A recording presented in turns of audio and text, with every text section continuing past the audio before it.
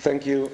It's a real pleasure to be able to participate in the Campus do Mar concept. It's very, I think it's a very interesting concept, the international project of Campus do Mar. And I would like to thank all the colleagues that are in the other side of the connection, and of course the technical people that made possible this connection. The only thing I regret is that I was unable to go to Vigo, but I hope I'll be able in the future. So what I'll do today,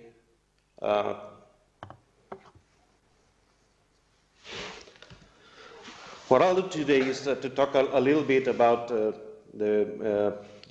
fisheries, how we see fisheries today, and how we think climate change will make management more challenging in the near future, with some observations we already have and the projections we can do. And then I will expand a little bit on all the problems we have at building adaptation strategies for the fishing sector, especially dealing with the confounding factors and the limitations the technical limitations we have with models, and finally with the definition of goals for the adaptation plans. That it's an area that has to be still worked. So the global fisheries. This is the typical FAO report picture, the most recent one from the Sofia 2012, and what we see still is the same things we've been hearing for some years now, that for the last 25 years now, over a quarter of a century, the marine catch production has been basically stable, and also the number of fisheries that are in the maximum fully exploited condition has been stable. It's about half of all the fisheries in all the stocks that are assessed by FAO and the member countries are stable. So we can have two lectures from these figures. One is that, of course, it seems to be evident that the marine potential for protein production for the societies has reached a plateau, and that all increases of food from the sea may only come from aquaculture, an activity that is still a big potential for development in Latin America and Africa, and African countries at least. And but the other lecture can be tricky. We can think that because production has been stable for 25 years that we're being successful in the management of global fisheries, because we're sustaining the production in a certain level that we can interpret as the catch potential for the entire world ocean. However, this is easily arguable. We can easily argue against this concept if we go to the regional aspects of the catch of the fishing, and of course, if we analyze the structure of the other half of the fisheries, those that are not fully exploited, but are the number of overexploited fisheries is increasing, and the number of potential fisheries is decreasing. So, and also, and especially if we go to the regional aspects of the fisheries, one very pessimistic idea we get from there is that there are cases of management failure in virtually every system in the world ocean, and particularly to worry us in many cases where we have data-rich systems with a lot of scientific expertise and a very long history of research and analysis and data gathering. They still have also problems, so it is even harder for some of the fisheries, that data-poor fisheries from less developed countries.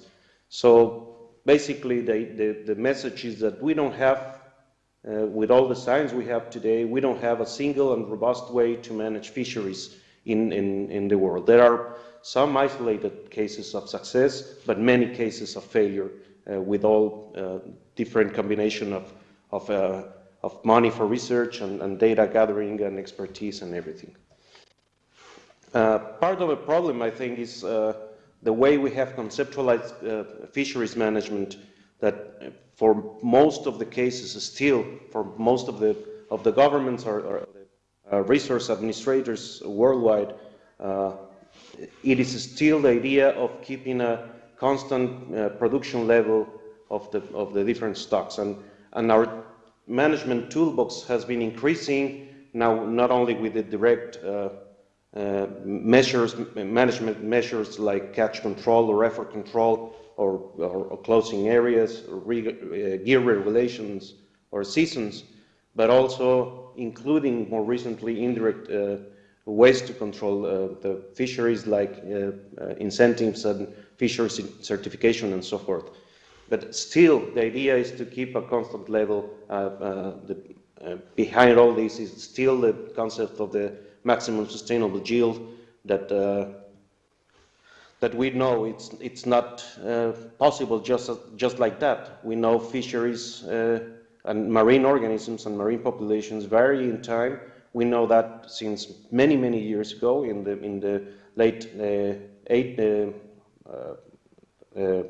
1800s, Lutham published a paper on the Belarusian herring, describing cycles, natural cycles of around 55 to 60 years. He was already aware that it has related to climate, and of course we have other examples from fisheries that are not, marine organisms that are not fished, like the plankton in the Russell cycle in the English Channel, and we have different evidences from the anthropological sciences to paleoecological and many empirical observations in different parts of the world. And probably the best example of these fluctuations, natural fluctuations, is the one that calls my attention more intensely. That is the small pelagics, particularly the small pelagics from the four main fishing systems in the world, and I'm talking about biomass. That it's California, Humboldt, Venezuela, and Japan systems. They provide over 30% of the total marine fish catch. Particularly in some years, it can be even larger than that. And they have four main properties that I would like to mention that illustrates these natural interactions between climate and fisheries. That it's what I would like to stress at this point. One is a very high abundance. They are the most massive fisheries in the world, particularly the anchovy from Chile-Peru system. Also, the large fluctuations they show, these very large fluctuations of several other orders of magnitude have been documented in, of course, in the industrial fishery period, but also before that. In the graph there with the boxes, you see the fishery going back several hundred years, when it wasn't an industrial fishery, and showing periods of high and low abundance recorded by people in some way. It's not very quantitative, but it's a very demonstrative example of fluctuations, very large fluctuations.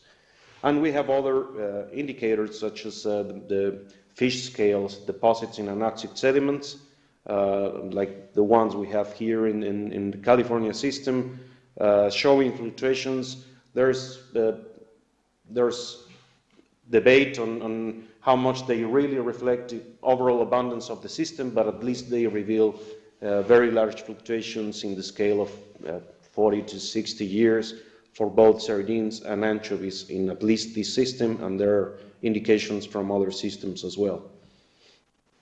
The other component, and we are moving from the very evident to the more controversial observations in small pelagics, is the species alternation. It's been documented from the fisheries record and also from anthropological evidences that the periods where anchovies abundant, sardine tends to be less abundant, and vice versa. And this happening in all of the systems. There are, however, periods where both species are not abundant or abundant, but these are considered or can be considered as transition periods between the two main basic conditions. And the third component of the small pelagic fluctuations topic, that it's more generally called the regime problem, is the synchrony. This is the more controversial one. In the very early 1990s, a group of people, including Professor Kawasaki from Japan, documented this alternation. These fluctuations occurring in at least these four important systems of sardine and anchovy production in the world: California, Japan, Humboldt, and later they included Benguela as well. This has been a matter of a lot of controversy lately because California seems to be out of phase at the moment, but for many years it worked very well, and particularly the relation between Humboldt and Japan, which are the very remote systems, still keeps holding, and they show very similar fluctuations and changes in basically the same time. With all these and many empirical observations and correlations, we know there is a linkage between the environment and the small pelagic fluctuations. The truth is that we still ignore the underlying mechanism that really governs these fluctuations, but we realize there is something in the background. Sometimes we have analyzed temperature, and we know in temperature, in the very low frequency, in the order of 40 to 60 years, there is a signal that correlates very well empirically with the sardine and anchovy periods, and this is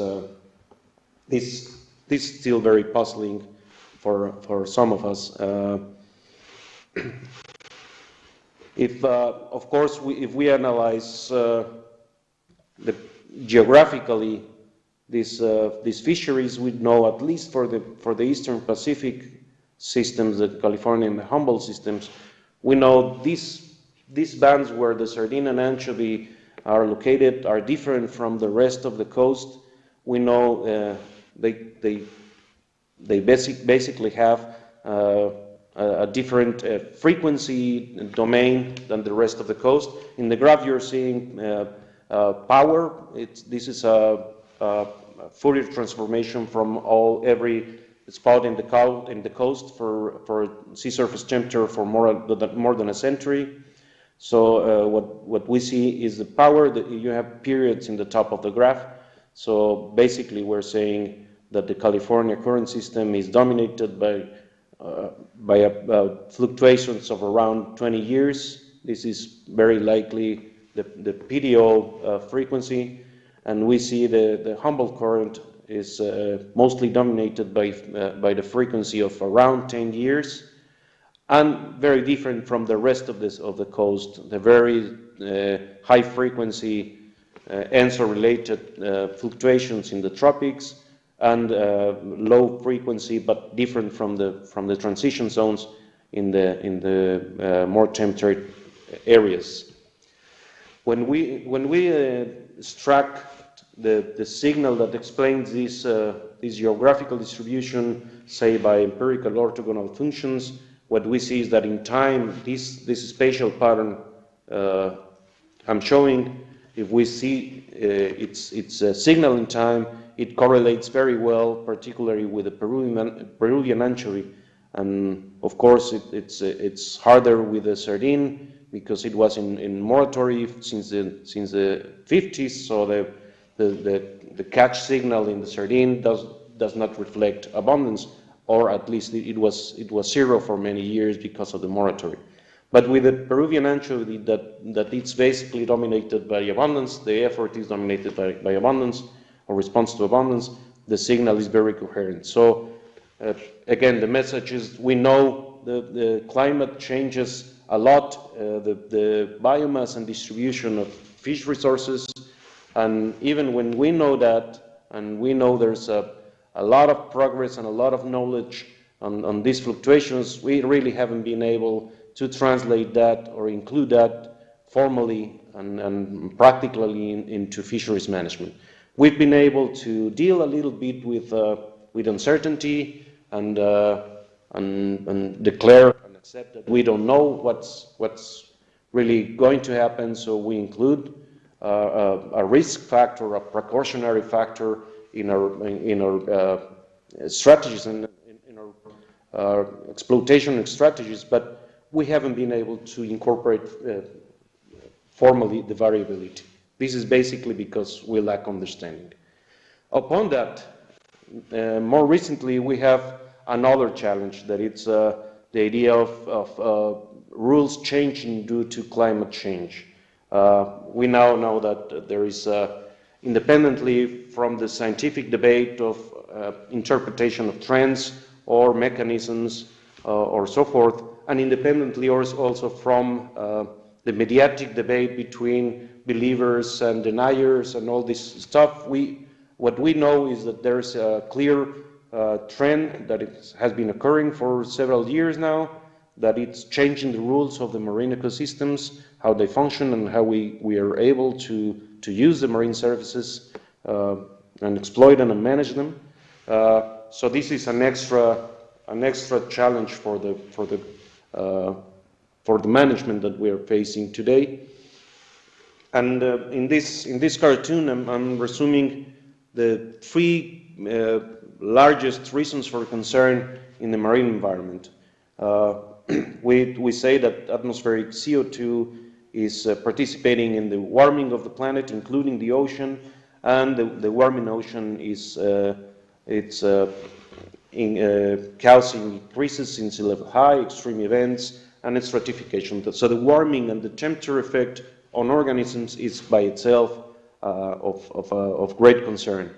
But also the stratification of the ocean, together with changes in primary production and eutrophication and many other processes, results in the oxygenation of the water column. This is an increase of the hypoxic layer in the ocean. And this, of course, changes the rules for the pelagic ecosystem, changing the volume organisms are able to exploit, changing the access to food, exposing them to different conditions of predation and fisheries, and of course even causing, in many cases, direct physiological impacts. There is also a consequence of a stratification in changes in the primary productivity on the ocean, but the projections and the understanding of this part is much lower than the rest. So I guess the community is still very cautious to really say something about a trend in terms of primary production and the global primary production. On the other hand, the increase in the atmospheric CO2 is also changing the chemistry of the ocean, particularly by reducing the pH and making the waters more acidic, and this having, of course, impacts in many communities, particularly in those calcifiers such as corals or marine mussels. I know you have in your repository of videos, you have an excellent set of talks about these processes, particularly the acidification, so I won't go further in that. These three reasons for concern or processes, together with all the other processes that are linked to them, affect the environment and, of course, the organisms in a direct way, in the physiology of organisms, in their mortality, their performance, including their reproduction, and their movements and their distribution, changing from the organisms to the populations, accumulating these impacts and changing the overall distribution and abundance of populations, some in a greater degree than others, but of course with the potential to change through the changes in populations, the communities, the interactions between components of the communities and the overall ecosystem as indirect impacts. Some of these have been already observed. Many are, most of them are educated guesses that we make based on the knowledge of the species, but some of these changes are have been already observed, especially related to temperature.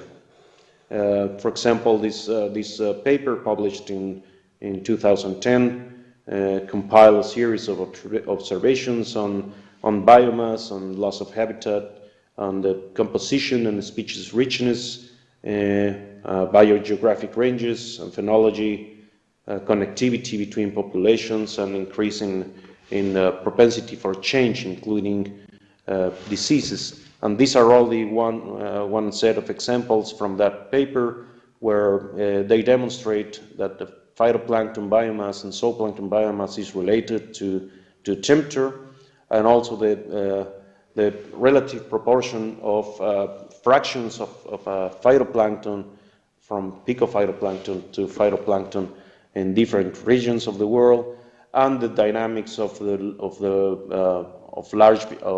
larvae stage of different organisms, and in the duration, dispersal possibility, and overall survival of the larvae. And of course, most of the marine animals have free larvae stage in their life cycles. Well, the global models today, there are several initiatives of modeling, of translating or taking the climate models to primary production models or productivity models, and from there to fisheries potential. There have been a set of attempts. They all basically agree in their projections of decreased fish productivity, particularly for some areas of the world, the more tropical, where the less developed countries are distributed. Potential modest increase for high latitudes of the overall potential catch fish, and changes, of course, in the community composition, and in some cases, fully local extinction of components of the ecosystems or the communities. These projections from the models are, however, very uncertain if we go as we go to the regional level. And what we need for adaptation strategies, and probably a better name would be adaptive strategies for climate change.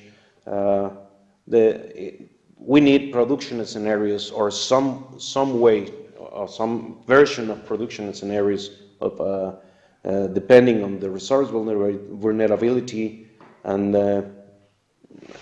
build from the analysis of population biology and the local signal of climate change from the detection and attribution exercises, and with the climate change scenarios.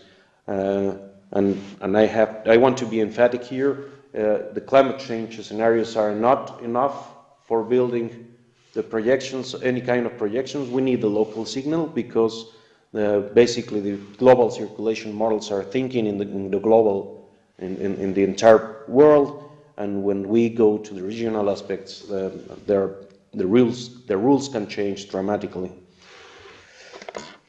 What is the problem when building these adaptation strategies, and what are the challenge for adaptation? Is this the next part of the talk? These are the confounding factors, the limitations and the definition of goals.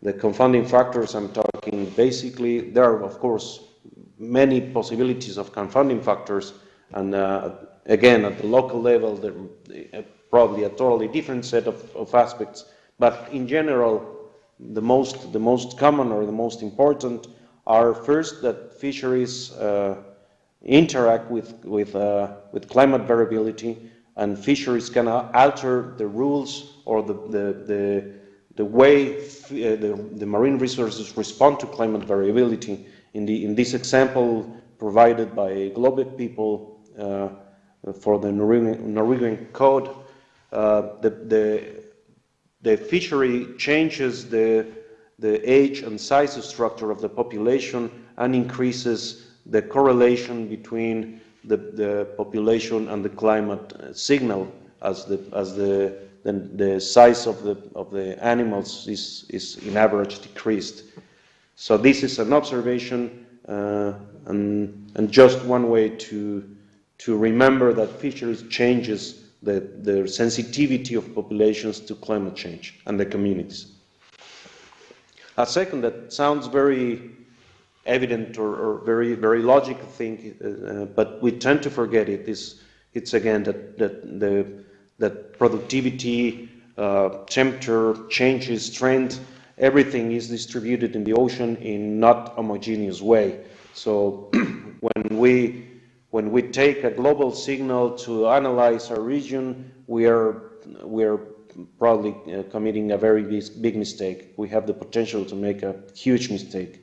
In this example I'm showing, we basically analyzed the recent trends for analytically the recent trends for the oceans around Mexico, and what we detected was that very contrasting signals depending on the basin. And for example, in the Gulf of Mexico and Caribbean, we see a clear warming trend, a long-term warming trend, not very intense, but consistent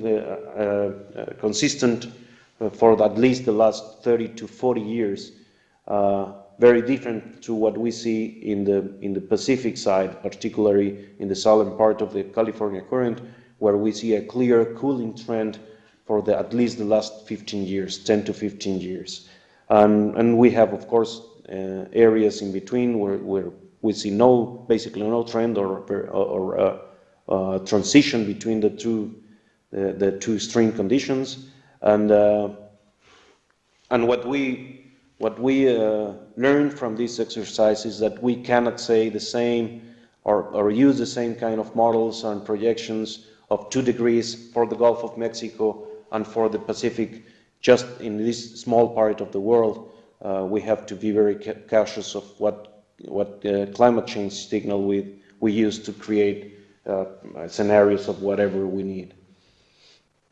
If we extend that, we know also that for other regions, particularly upwelling regions, such as the Humboldt Current, the signal is in the same sense. The trend, the recent trend for the last at least 15 years is a cooling one, not a warming one, as we can learn from the entire world ocean. Upon that heterogeneity, we have a very strong limitation, particularly in some areas of the world, such as the oceans around Mexico, where climate time series are relatively short. In some areas, it's even worse. And we know that an analysis we do right now, if we revisit that in years later, we can have a totally different picture. This particular case is a very illustrative. It was the upwelling signal in the Gulf of California in the early late 90s. We had a very strong signal of changing of the seasonal cycle, of the seasonal amplitude of the upwelling, and when we revisited that 10 years later, we found the trend was basically nothing, and the signal we had was a decadal or interannual, even an interannual oscillation. So another confounding factor is that we tend to analyze systems in a very simplified way. We have to do that in order to model, for example, traffic flows or energy flows in the systems. But we know the rules are very different, and the systems are much more complex than we tend to think. And it's okay to have a simplified ecosystem if we know what we're analyzing. The problems when we take that model and extend that to make predictions or projections for other purposes, such as impacts of climate change. We know, for example, that for some systems, this is also a slide provided by Globek people from a more polar oceans than the Gulf of California, where we know systems can be in very different stages of trophic flows, basically seen as trophic flows from systems based, for example, in krill or copepods, and changing in time between them, and with that changing completely the rules of the ecosystem and the way it works and responds to climate signals.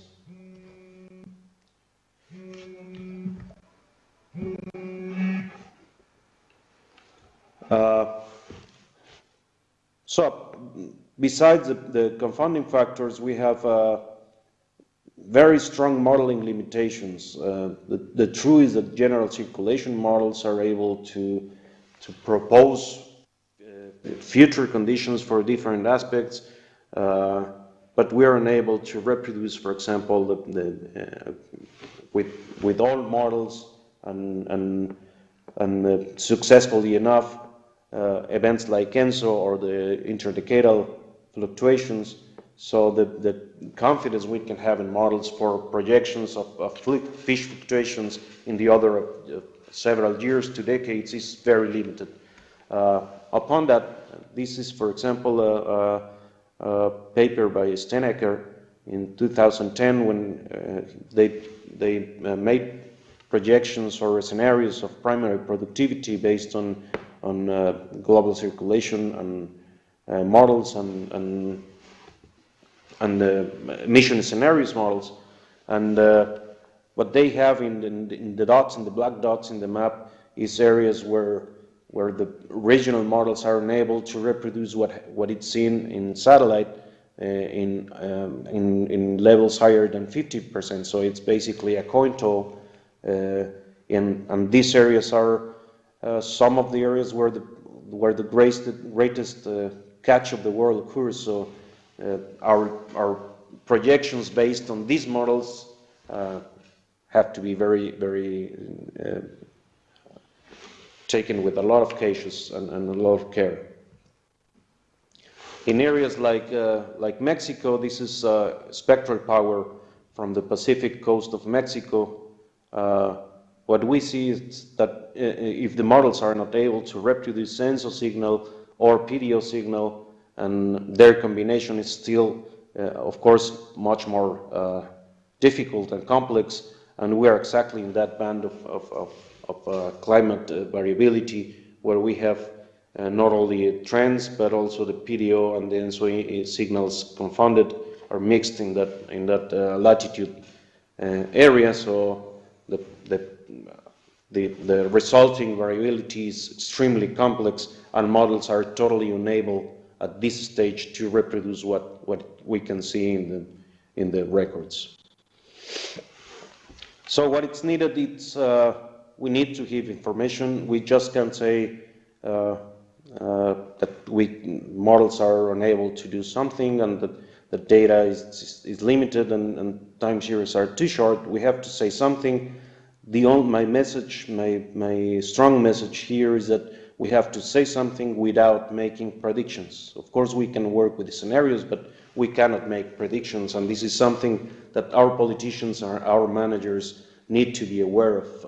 I've seen a lot of reports lately, or in the last few years, making predictions of different sorts, rain or crop production and things, and these are very dangerous, I think, very dangerous predictions if the manager is not aware of all the uncertainties and problems related to that prediction.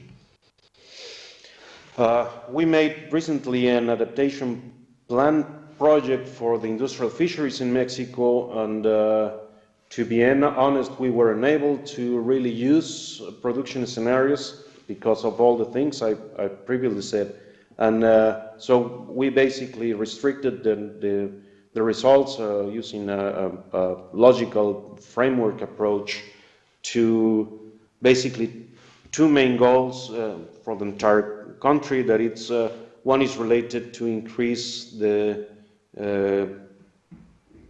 understanding of the fluctuations from the government standpoint, including the capacity to detect changes in the environment, these transits to monitoring systems, large-scale monitoring systems, which we lack. Most of Latin America lacks real formal monitoring systems, and this is very, very dangerous. We are basically unable to detect anything at the local level. And it goes also, the other component was, besides knowledge, the understanding from the industry point of view, for the insurance companies, for the building of technical bodies within the industries that become able to talk to the academy and government and think on risks and levels of risks and think on quotas and everything, including or keeping in mind this, the climate fluctuations and the risks related to climate change, and also to think on the fish exploitation as a risky business, which is. And I will end mentioning that not everything is bad with climate change. From an optimistic point of view, I would say that climate change, it's also bringing huge benefits to the fishery science and fisheries management sector. And this is basically in the sense of increasing conscience among population. We are not responding out of responsibility, but responding out of fear to changes in climate, and adopting or start thinking seriously on adopting sustainable practices of many sorts, including fisheries management and all the practices around fisheries management. So this is a very good consequence. Independently of climate change, we're being cautious, and we're taking actions forced by pressure and more quickly than we would have without a climate change claim. And of course, it includes, as part of this increasing awareness and increasing conscience, the idea of increasing the knowledge and understanding in our case of marine ecosystems. It is particularly, I'm very curious of seeing the consequence of the next IPCC, the fifth assessment report includes for the first time formally a chapter on oceans. So I would like to see, I expect to see a lot of research on marine ecosystems and the impacts of climate change on marine ecosystems increasing dramatically in the upcoming or currently, and that we can detect in the upcoming years. This the red line there is, for example, the number of papers published on climate change, and the green line in the bottom is on marine ecosystems.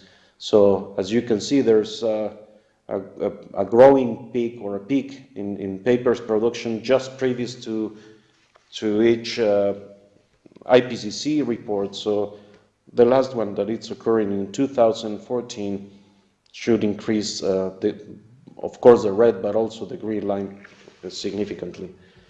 And also the monitoring of our oceans.